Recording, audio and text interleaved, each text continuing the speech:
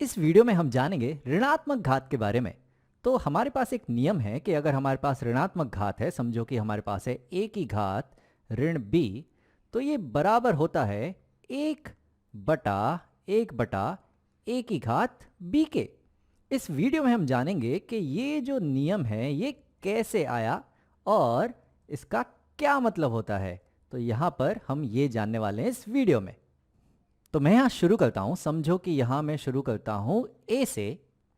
तो a को हम लिख सकते हैं कि जो a है वो दरअसल है a की घात 1, और इस a में अगर हम एक और a गुणा कर दें तो समझो कि यहाँ पर इस a में हम एक और a गुणा करते हैं तो हमें मिलेगा a गुणा a यानी कि a की घात 2। और इसी तरह से इस a के वर्ग में भी अगर हम a गुणा करें तो यहाँ पर भी अगर हम a गुणा करें तो हमें मिलेगा a की घात 2 गुणा a, यानी कि ये हो जाएगा a की घात 3। और अगर एक और बार हम a की घात 3 में अगर a गुणा करें तो यहाँ पर अगर हम a गुणा करें तो हमें मिलेगा a की घात 4।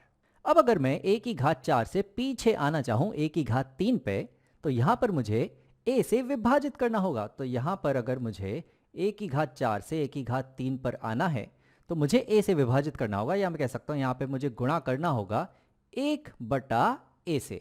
तो जब हम a की घात 4 को 1 बटा a से गुणा करेंगे तो हमें मिलेगा a की घात 3।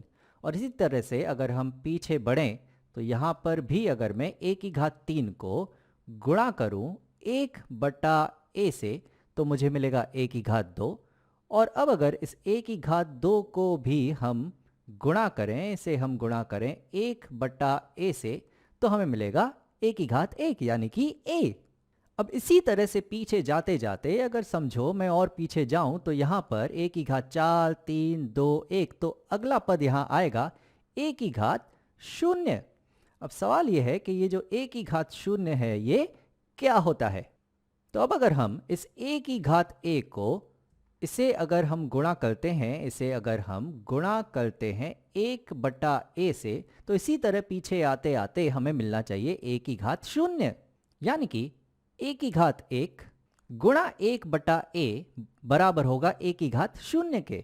अब a की घात 1 बराबर होता है a, उसमें अगर हम गुणा करेंगे 1 बटा a तो a गुणा 1 बटा a हमें मिलेगा 1। तो यहाँ पर जो a की घात 0 है वो दरअसल होता है 1।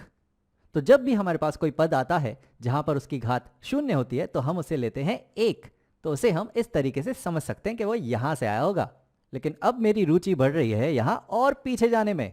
तो अब अगर a की घात 0 को भी हम गुणा करें, अगर इसे भी हम गुणा करें 1 बटा 1 से, तो हमें यहां मिलेगा a की घात ऋण 1।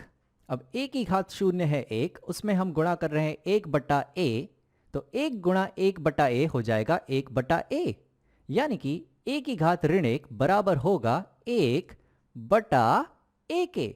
और अगर मैं और पीछे जाऊं तो यहां पर अगर मैं और पीछे जाता हूं और a की घात ऋण 1 को भी मैं अगर गुणा करता हूं 1 बटा a से, तो मुझे यहां मिलेगा a की घात ऋण 2। अब a की घात ऋण 1 यानी कि 1 बटा a को हमें गुणा करना है 1 बटा a से, तो 1 बटा a गुणा 1 बटा a ये हो जाएगा 1 बटा a गुणा a यानी कि a का वर्ग यानी कि a की घात 2।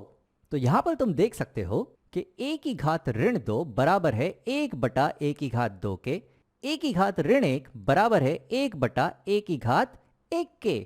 तो इस तरह से हम समझ सकते हैं कि a की घात ऋण b बराबर होता है 1 बटा a की घात b के।